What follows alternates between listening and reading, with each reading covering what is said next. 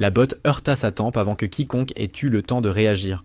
La sergente-chef Maya Torres s'effondra au sol, le visage inondé de sang, tandis que 47 recrues restaient figées sous la chaleur de Géorgie. Ce qui suivit obligea 3 généraux à se rendre d'urgence au camp Harrison dans les 90 minutes.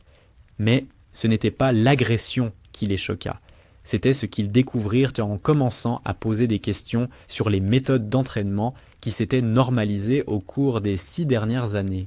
Avant de commencer, écrivez votre ville ou votre pays en commentaire, likez cette vidéo et abonnez-vous pour suivre toutes nos prochaines histoires.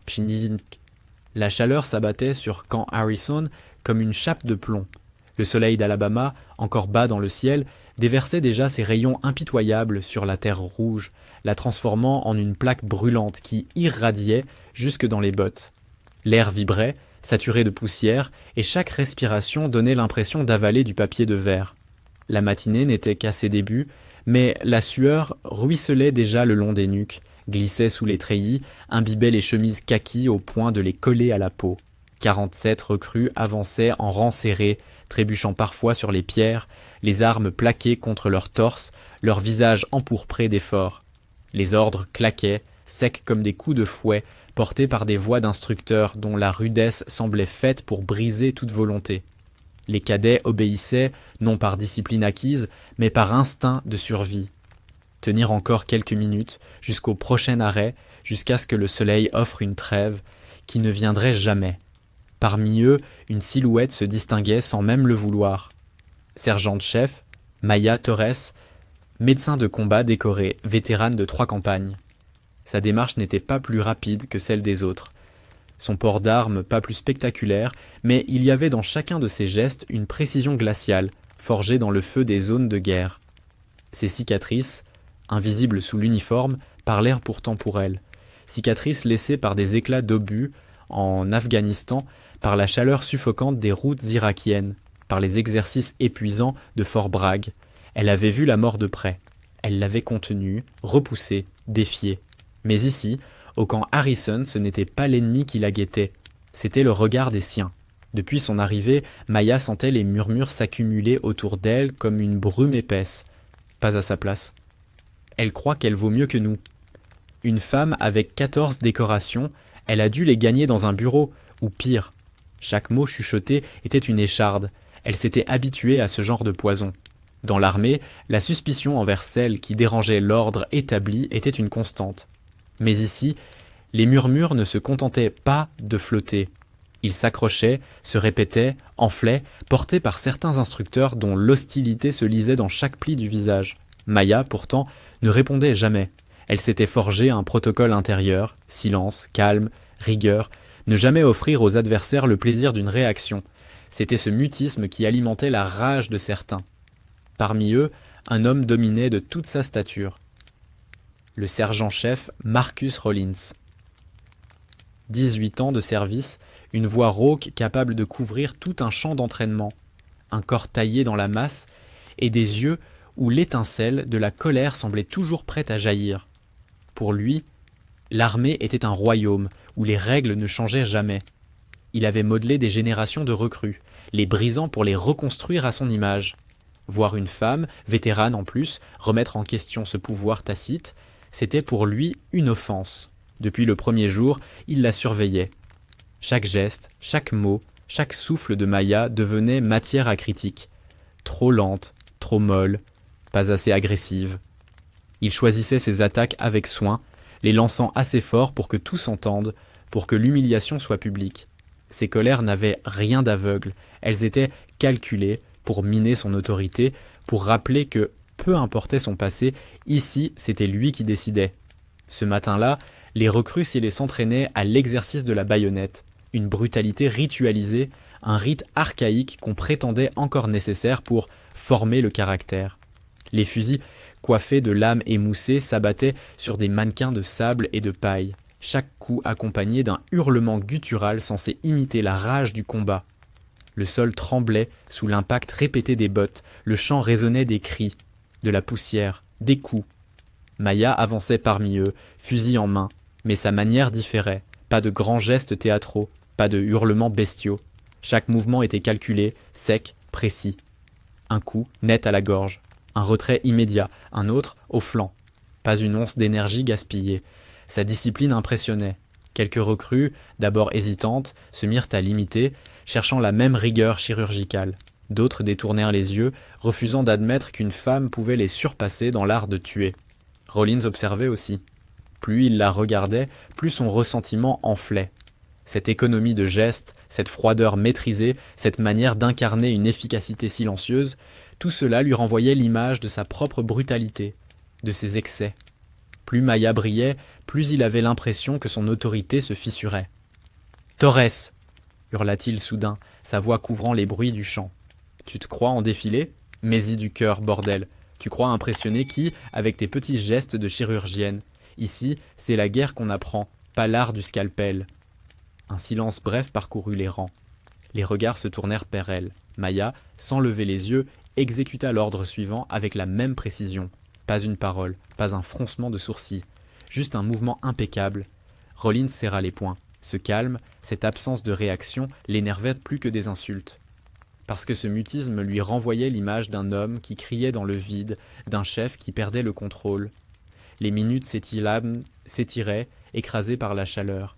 La poussière collait aux lèvres, le coup de fer emplissait les bouches. Les recrues continuaient d'abattre leurs baïonnettes, mais beaucoup avaient désormais les yeux tournés vers ce duel silencieux. D'un côté, Rollins et ses ordres tonitruants.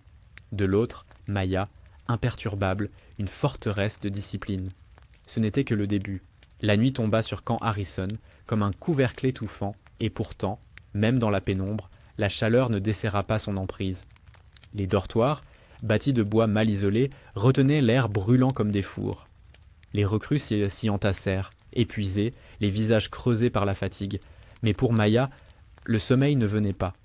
Allongée sur sa couchette, les bras croisés derrière la nuque, elle fixait le plafond taché de moisissures et laissait défiler en silence les heures de la journée. Les murmures, les regards en coin, la voix de Rollins qui claquait plus fort que les coups de fusil, tout revenait par vagues. Elle savait à quoi s'attendre. L'armée avait toujours eu ses gardiens de l'ancien monde, jaloux de leurs prérogatives. Rollins n'était qu'un visage parmi d'autres, mais ici, il tenait les rênes et son emprise sur les recrues était réelle. Demain, elle devrait encore encaisser. Répondre « Oui, sergent ». Quand on chercherait à l'humilier, rester droite alors qu'on tenterait de la courber. Ce n'était pas la guerre des balles et des éclats d'obus, mais celle des nerfs et de la patience. Elle y était préparée, mais elle savait aussi que chaque jour augmentait la tension, comme une corde trop tendue.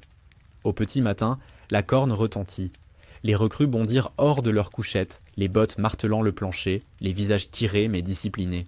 Le terrain d'entraînement s'emplissait déjà de poussière soulevée par les pas. Rollins attendait, les bras croisés, la mâchoire serrée, une expression de dédain rivée au visage.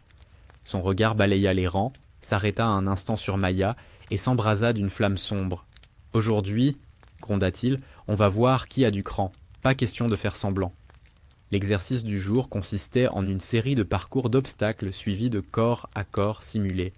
Une épreuve conçue pour briser les corps fatigués, tester les limites mentales.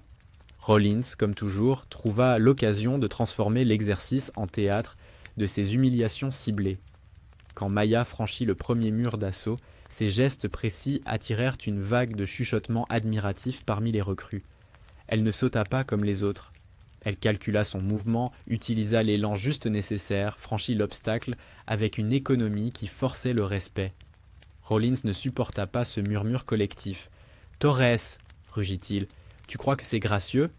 Ici, on n'est pas en démonstration de gymnastique. Reprends. Encore. » Elle recommença. Même geste, même précision, sans un mot. Le sergent-chef grinça des dents. Au corps à corps, Rollins fit en sorte de l'opposer aux recrues les plus massives. Daniel Reeves, un colosse venu du Midwest, se retrouva face à elle. Le combat n'avait rien d'équitable. Lui pesait presque le double. Ses épaules larges semblèrent capables de l'écraser. Mais Maya avait appris à utiliser la vitesse et la précision comme autant d'armes. Chaque assaut maladroit du soldat était détourné. Chaque tentative de prise échouait face à son contrôle chirurgical. Elle finit par le neutraliser d'un mouvement sec, sans brutalité, mais avec une efficacité implacable.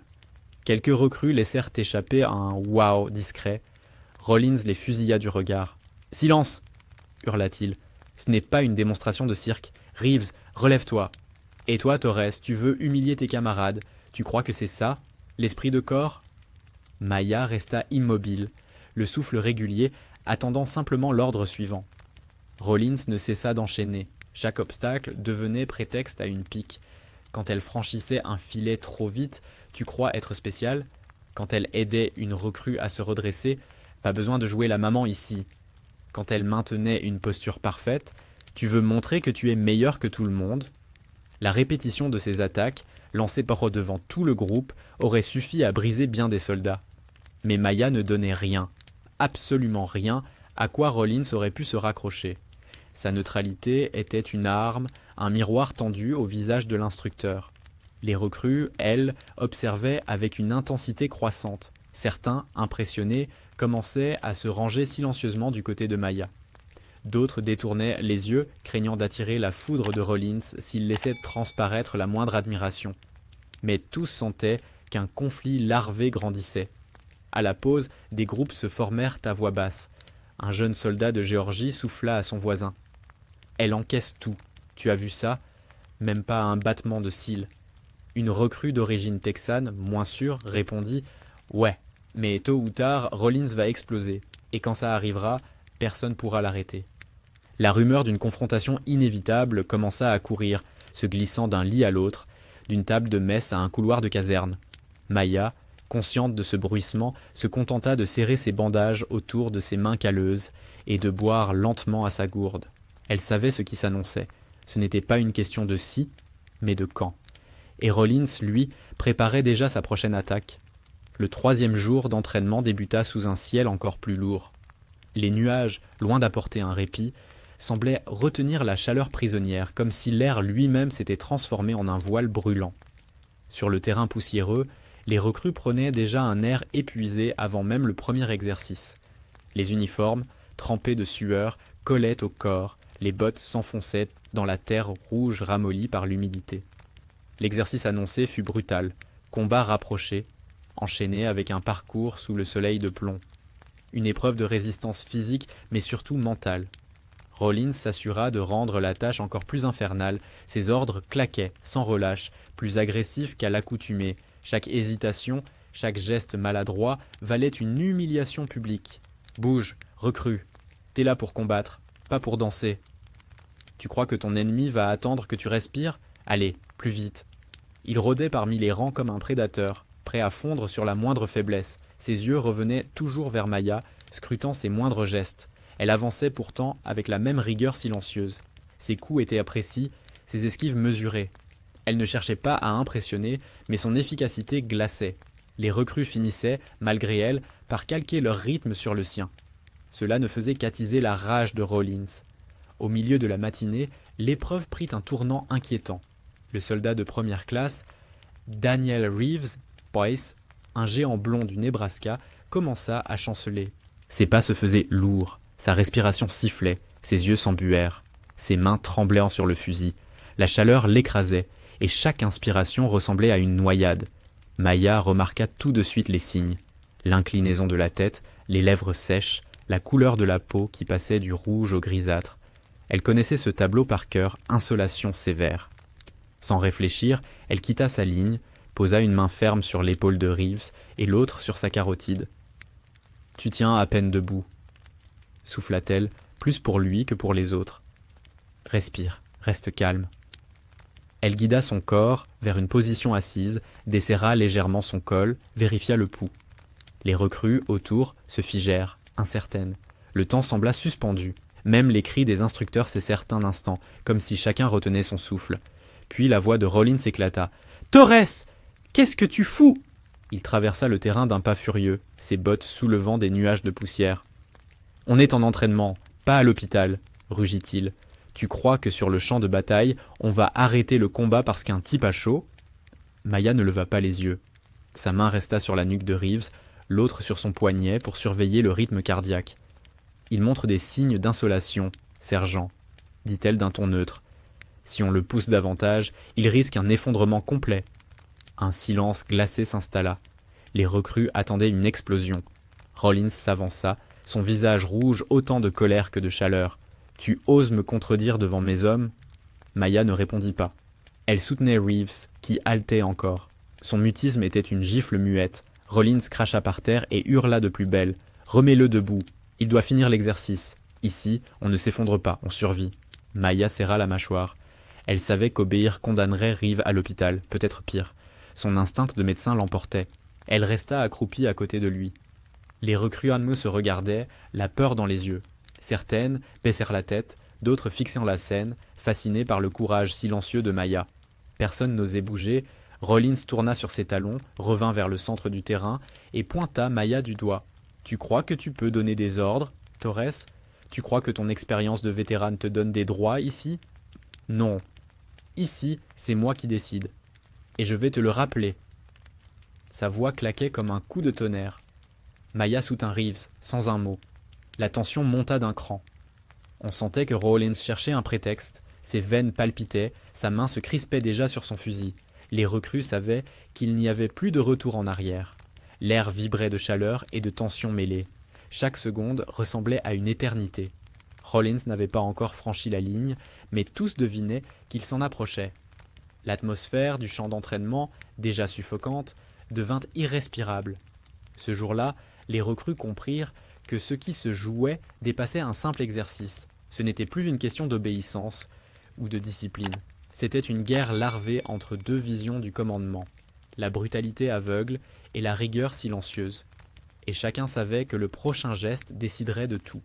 Le soleil était au zénith quand la tension éclata.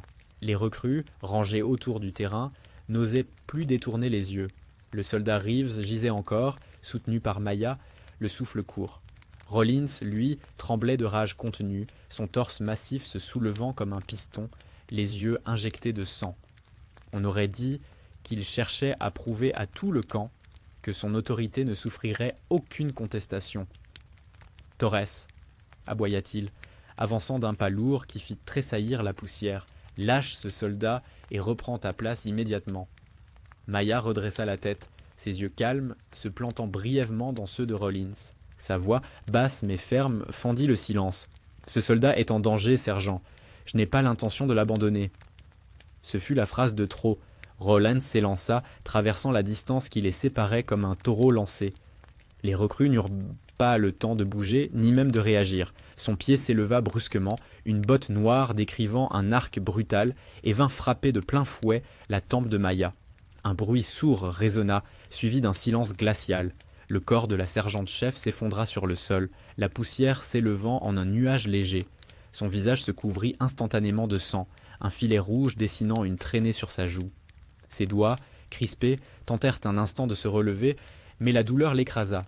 Autour, les recrues ont figé et semblaient pétrifiés. Plus un souffle, plus un bruit. Le champ entier, d'ordinaire saturé de cris et d'ordres, bascula dans une immobilité irréelle. Même les insectes, semblait-il, s'étaient tus. Reeves, hébété, leva les yeux vers Rollins, incapable d'articuler un mot. Ses lèvres sèches tremblaient, son visage encore blême d'insolation. Rollins, haletant, fit un pas en arrière. Son regard circula sur les recrues, comme pour vérifier qu'aucune n'oserait intervenir. Ses mains tremblèrent légèrement, mais son expression restait figée dans une façade d'autorité brutale. Maya, au sol, serra les dents. Sa tête battait d'une douleur lancinante, mais elle refusa de perdre connaissance. Lentement, elle s'assit, sa paume pressée contre sa tempe ensanglantée. Ses yeux noirs, voilés par la douleur, se fixèrent sur Rollins. Elle ne dit rien, pas un mot. Et ce silence, encore une fois, eut plus de poids que n'importe quelle réplique. Les recrues, les yeux écarquillés, se tournaient les unes vers les autres. Certaines déglutissaient nerveusement, d'autres avaient les poings serrés, mais aucune n'osa rompre l'ordre invisible qui pesait. Un homme, pourtant, bougea. Le lieutenant James Morrison, officier subalterne, jusque-là resté en retrait au bord du terrain, saisit brusquement sa radio. Sa main tremblait, mais sa voix, lorsqu'elle fendit le silence, claqua comme une lame. Ici Morrison, champ d'entraînement numéro 7. Situation d'urgence, agression d'un sous-officier supérieur. Je répète, agression confirmée. Réponse immédiate requise. Demande présence de la haute hiérarchie sur place. Chaque mot résonna dans l'air comme une détonation. Les recrues tressaillirent. Même Rollins vacilla un instant, conscient que la ligne venait d'être franchie, que l'affaire ne pourrait plus être étouffée. Maya tenta de se relever. Ses jambes vacillaient, mais sa colonne resta droite. Elle fit face au sergent-chef, son uniforme taché de poussière et de sang. Pas un cri, pas un reproche, juste une présence silencieuse, plus accablante que n'importe quelle dénonciation. Rollins recula d'un pas, son visage crispé. Mais ses yeux lançaient encore des éclairs de haine. Le temps s'étira. Les recrues demeuraient figées comme prises au piège entre deux forces. Elles savaient qu'elles venaient d'être témoins d'un acte impardonnable, mais aucune n'osait briser l'instant. L'air vibrait, saturé d'une tension qui ne demandait qu'à exploser. 14 minutes s'écoulèrent. 14 minutes interminables où personne ne parla, où seule la poussière retombait lentement. Puis, un grondement lointain brisa le silence. Le bruit de moteur, puissant, se rapprochant à toute vitesse. Les recrues tournèrent la tête. À l'entrée du camp, 3 SUV noirs franchissaient les grilles, soulevant derrière eux des nuages de poussière. Ils avançaient avec une détermination glaciale, droit vers le terrain d'entraînement. Le cœur des soldats se serra. Ce n'était pas la procédure habituelle. Ce n'était pas normal. Les véhicules s'arrêtèrent brusquement. Les portières claquèrent. Et de l'un d'eux descendit une femme aux cheveux gris rassemblés en un chignon impeccable, les yeux d'acier, l'uniforme impeccable, constellé de médailles.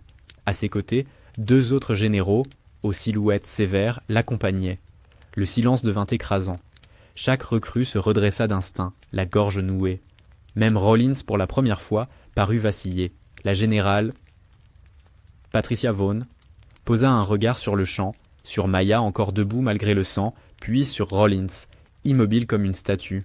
Sa voix, quand elle parla, ne porta ni colère ni éclat. Elle était plus lourde que tout cela. Expliquer. Ce fut tout. Un seul mot. Et ce mot pesa plus qu'un coup de tonnerre. Rollins déglutit, sa bouche s'entr'ouvrit. Mais déjà, il savait que tout venait de changer. Le champ d'entraînement avait des allures de tribunal improvisé. Les recrues, rangées en silence, retenaient leur souffle. Devant elles, les 3 généraux s'étaient avancés, silhouettes de pierre dans la lumière crue. La générale Patricia Vaughn, d'un pas mesuré, balaya le terrain du regard. Ses yeux, froids et acérés, semblaient disséquer chaque détail, la poussière encore suspendue, le sang sur la tempe de Maya, la posture crispée de Rollins. « Expliquez », avait-elle ordonné. Ce seul mot continuait de résonner, et aucun n'osait briser le silence. Rollins, la mâchoire serrée, fit un pas en avant. Sa voix, rauque mais hésitante, s'éleva. « Ma'am, je forgeais la discipline. Torres a désobéi à un ordre direct. Je devais rappeler à tous ce que signifie l'autorité. » Vaughn leva la main, le geste sec, coupant net ses paroles. Son regard s'assombrit. « La discipline ne se bâtit pas sur la lâcheté, sergent-chef, ni sur la violence gratuite. Qui vous a donné le droit de frapper un médecin de combat décoré ?» Le silence pesa plus lourd qu'un obus. Rollins chercha ses mots, mais ses lèvres s'en mêlaient. Les recrues détournèrent les yeux, incapables de soutenir la scène. Maya, encore droite malgré la douleur, posa ses doigts ensanglantés sur sa tempe. Elle refusa de flancher. Son souffle saccadé témoignait de l'impact. Mais sa colonne demeurait raide. Vaughn tourna son regard vers Morrison, le lieutenant qui avait lancé l'alerte. Lieutenant, rapport complet, chaque détail. Morrison inspira profondément, puis raconta. Sa voix tremblait d'abord, mais il retrouva vite sa précision militaire. Il décrivit Reeves titubant sous la chaleur, Maya intervenant pour éviter un effondrement, puis Rollins traversant le terrain et frappant sans avertissement. Pas de provocation, pas d'insulte, juste un coup brutal. Chaque phrase tombait comme un coup près. Les généraux écoutaient sans un mot, hochant à peine la tête. L'un d'eux, un homme aux cheveux d'acier, griffonnait des notes rapides, ses yeux ne quittant jamais Morrison. Le troisième, réputé pour sa rigueur juridique, posait parfois une question pointue, obligeant le lieutenant à préciser l'heure exacte, la distance, la position de chaque acteur. Quand il eut fini, Vaughn se tourna vers Maya. « Sergente-chef Torres, vous !» Maya redressa légèrement la tête. Sa voix basse mais claire coupa le silence. Elle relata les faits sans détour. Reeves en état de détresse, son intervention selon les protocoles médicaux, l'agression de Rollins. Pas d'adjectif, pas de colère. Juste un récit brut, professionnel, comme un rapport après une mission. Les recrues fixèrent la scène, fascinés. Le sang coulait encore sur sa tempe, et pourtant elle parlait avec une maîtrise implacable. Ses mots, dépouillés d'émotion, frappaient plus fort que des cris. Rollins, à mesure que le témoignage avançait, pâlissait. Son regard se durcissait, mais la peur pointait dans ses yeux. Il serrait ses poings derrière son dos, comme pour se retenir de répliquer. Vaughn, immobile, ne le quittait pas du regard. Elle semblait enregistrer chaque tic nerveux, chaque crispation. Quand Maya eut terminé, un silence plus profond encore s'installa. Puis le second général fit signe à ses aides. 4 officiers sortirent des véhicules chargés de caméras, de carnets, de matériel d'enregistrement. « Documentez tout », ordonna-t-il. « Photographie de la blessure, témoignage écrit de chaque recrue, de chaque instructeur, chronologie complète, rien ne doit être omis. » Un murmure parcourut les rangs des recrues. Elle comprenait soudain ce qu'elle venait de vivre ne serait pas enterré. Les appareils cliquetèrent. On photographia la plaie de Maya, les traces de poussière sur ses vêtements, la position de Reeve encore assis, épuisé. On distribua des feuilles aux recrues, sommées d'écrire ce qu'elles avaient vu.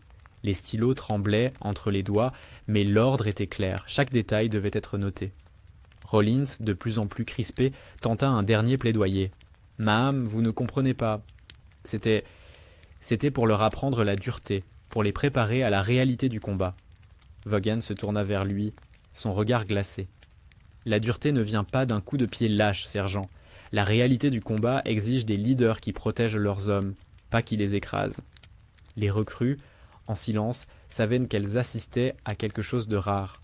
Les figures intouchables, les instructeurs qu'elles craignaient, se retrouvaient scrutés, jugés, dépouillés de leur autorité abusive. Maya, malgré la douleur, sentit un frisson de soulagement.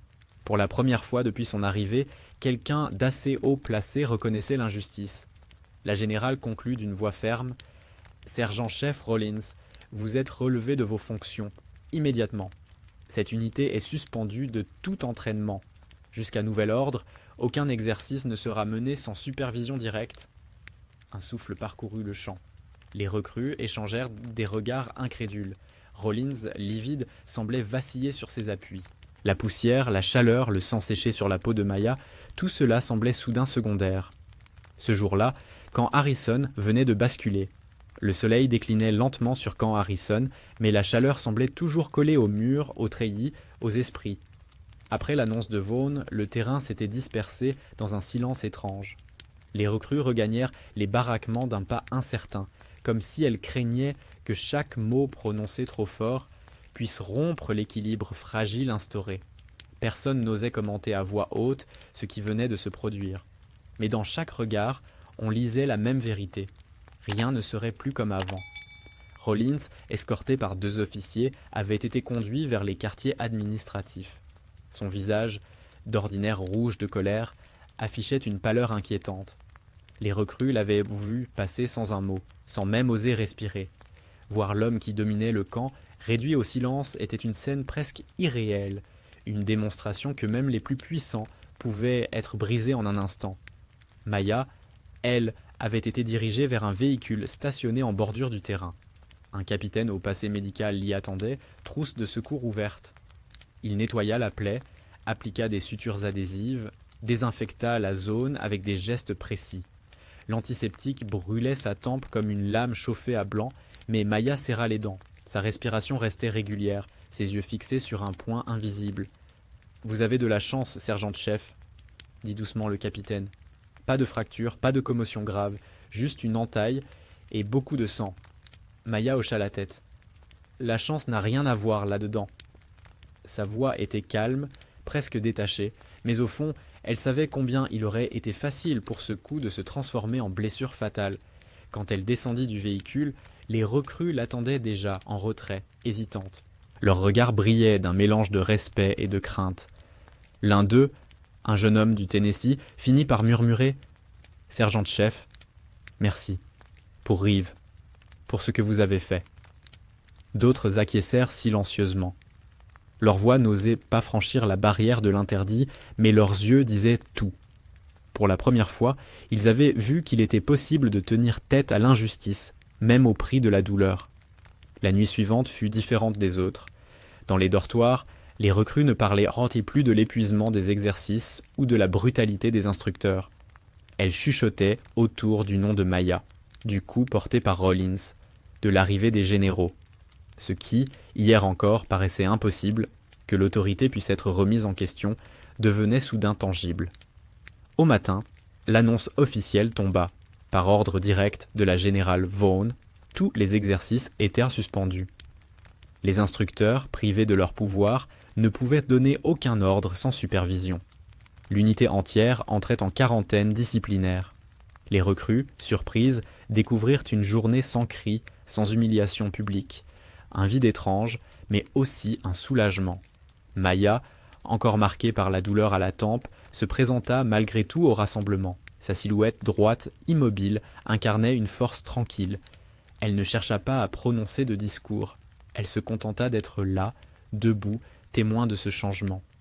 Dans l'après-midi, certains instructeurs passèrent devant les recrues, les épaules basses, incapables de soutenir leur regard. Pour la première fois, la peur changea de camp. Ceux qui avaient l'âme terrorisée découvraient, à leur tour, le poids du silence.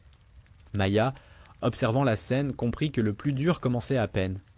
Obtenir une suspension était une victoire ponctuelle. Transformer cette secousse en véritable réforme exigerait bien davantage. Elle trouva Reeves assis à l'ombre, un bandage autour de la tête, buvant lentement à une gourde. Ses yeux s'éclairèrent quand il la vit approcher. « Je pensais que j'allais m'écrouler là-bas, » murmura-t-il. « Sans vous, je serais peut-être... » Maya posa une main ferme sur son épaule. « Tu as tenu, et tu tiendras encore. Mais retiens ceci. Survivre ne veut pas dire obéir aveuglément. » Le soldat hocha la tête, le regard grave. Le soir, dans le réfectoire, les recrues mangèrent, dans un silence inhabituel. Mais ce n'était plus la soumission muette des jours précédents. C'était une attente. L'impression que quelque chose s'était fissuré dans les murs même de la base. L'idée que la peur ne serait plus la seule langue parlée ici.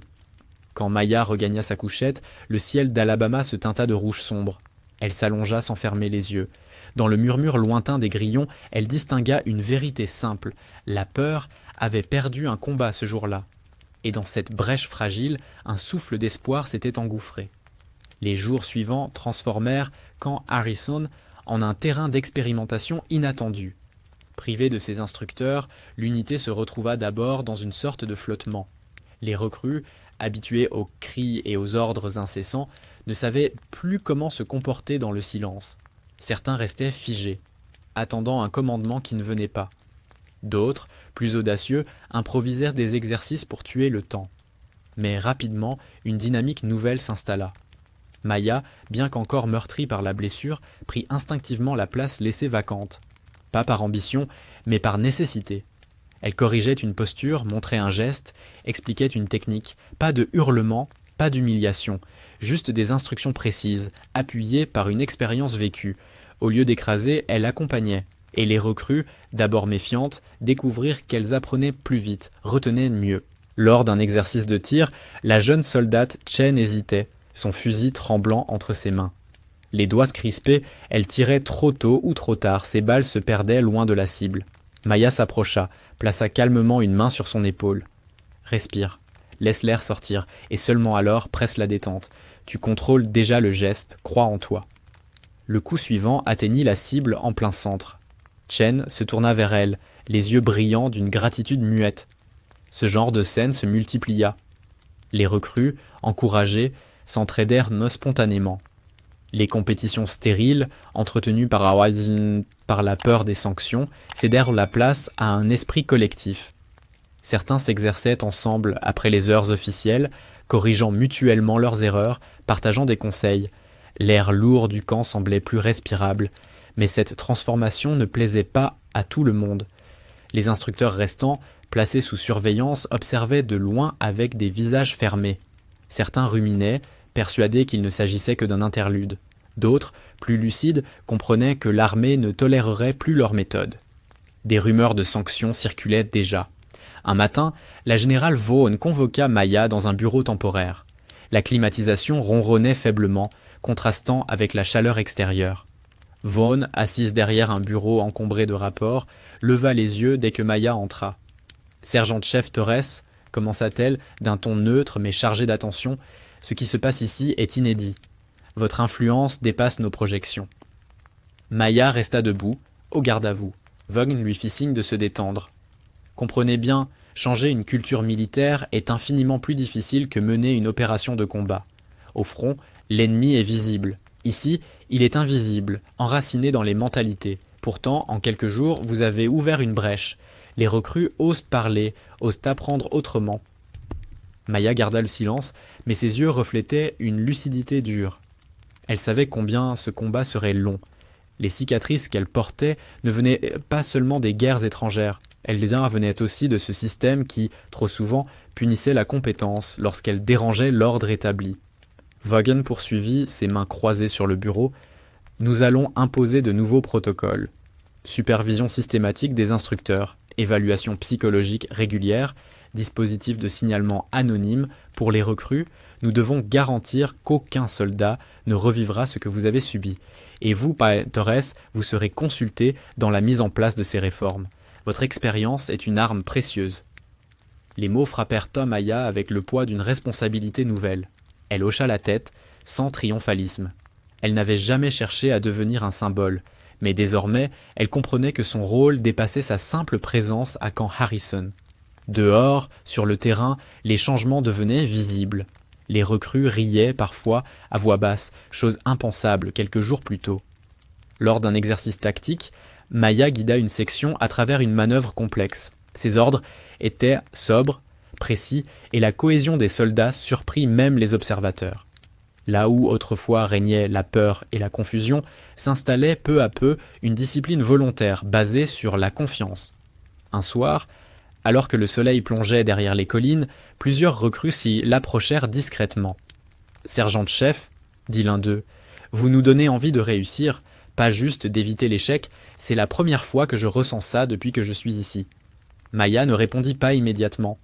Elle les regarda, un par un, et répondit simplement « Le respect, pas la peur, retenez ça, c'est le seul fondement solide. » Les jeunes soldats hochèrent toujours la tête, graves, conscients qu'ils vivaient un moment qui marquerait leur carrière. Et dans le silence qui suivit, une vérité se cristallisa. L'armée pouvait changer. Non par décret, non par slogan, mais par l'exemple de quelques-uns qui osèrent rester debout, même quand tout semblait les écraser. La fin de la 2e semaine fut marquée par une épreuve décisive. Les généraux avaient exigé une simulation complète, une opération tactique en plusieurs phases, destinée à tester la coordination, la prise de décision et la résistance au stress. L'unité entière, encore marquée par les bouleversements récents, se prépara avec un mélange de nervosité et de détermination. Dès l'aube, le camp résonna d'une agitation inhabituelle. Les recrues s'équipaient en silence, vérifiant leurs armes, ajustant leurs gilets. Le ciel s'était teinté d'un bleu dur, l'air chargé de poussière et de tension. Sur la colline voisine, Vaughn et les 2 autres généraux observaient déjà, jumelles en main, entourés d'aides prenant des notes. Leurs regards sévères rappelaient à chacun que cette journée serait un jugement autant qu'un test. Lorsque l'exercice débuta, le terrain se transforma en théâtre. Les recrues se déplacèrent avec une fluidité inattendue. Les ordres circulaient, repris sans hésitation. Les sections avançaient comme des engrenages bien huilés, couvrant les angles, sécurisant les zones, communiquant avec clarté. Maya, postée en retrait, observait avec attention, corrigeant parfois un geste d'un signe de main, encourageant d'un mot bref. Elle n'avait pas besoin de crier. Ses interventions étaient précises, toujours entendues. Le contraste avec les jours précédents était saisissant. Là où régnait autrefois le chaos, la peur et la brutalité, se dessinait désormais une cohésion nouvelle. Chaque recrue semblait plus concentrée, plus investie. Même Reeves, encore convalescent, avançait avec assurance, galvanisé par l'élan collectif. Chen, la jeune soldate hésitante, commandait un petit groupe avec une fermeté qu'on n'aurait jamais imaginée. Au fil des phases de l'exercice, assaut, repli, sécurisation, extraction simulée, les généraux échangèrent des regards discrets. Vaughn, impassible, ne laissa rien paraître, mais ses yeux brillaient d'une étincelle rare. Lorsque la simulation prit fin, l'unité se regroupa, haletante mais droite, les uniformes maculés de poussière. Le silence pesa quelques secondes, puis Vaughn descendit la colline d'un pas assuré. Sa présence fit instinctivement redresser les colonnes. Elle s'arrêta devant les recrues, son regard balayant les visages marqués de sueur. « Ce que j'ai vu aujourd'hui, déclara-t-elle, dépasse mes attentes. Vous avez prouvé qu'une unité peut fonctionner sur la base du respect et de la compétence, non de la peur. Vous avez montré ce que signifie la discipline volontaire et non imposée par la brutalité. » Elle se tourna ensuite vers Maya, debout, au premier rang. « Sergent-chef Torres, vous avez initié ce changement.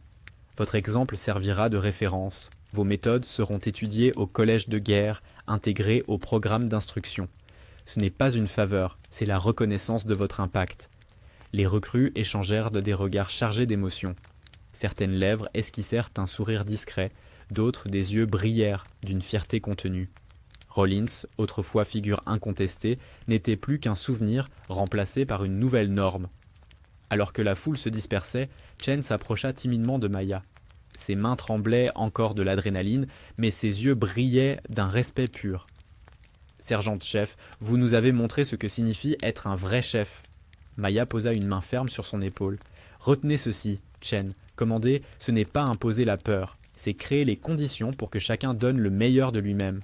Le commandement, c'est une responsabilité, pas un privilège. Faites-en votre boussole, toujours. » La jeune soldate hocha la tête, gravant ces mots dans sa mémoire. Ce soir-là, après les applaudissements officiels et les rapports administratifs, le camp retrouva un calme relatif. Maya regagna ses quartiers, ôta son uniforme, nettoya une dernière fois la cicatrice encore sensible à sa tempe. Devant la petite fenêtre, elle contempla le terrain d'entraînement plongé dans la lumière dorée du crépuscule. Là où régnait la peur, s'élevait désormais un lieu d'apprentissage. Là où les cris des instructeurs écrasaient les volontés, des voix nouvelles, confiantes, commençaient à s'élever. Elle comprit alors, avec une clarté implacable, que son influence dépasserait ce camp, cette unité, même sa propre carrière, qu'un seul acte de courage, refuser de se soumettre, rester debout malgré le coup reçu, pouvait fissurer un système entier. Dehors, les étoiles s'allumaient lentement, scintillant dans le ciel d'Alabama. Dans le murmure du vent et le rythme régulier des sentinelles, Maya laissa échapper un sourire rare. La douleur de l'agression n'était plus qu'un souvenir. En revanche, l'héritage qu'elle laissait derrière elle était bien vivant. Un héritage de respect, de responsabilité et de commandement juste. Et ce soir-là, dans le silence retrouvé de Camp Harrison, elle sut que ce changement, si fragile encore, durerait.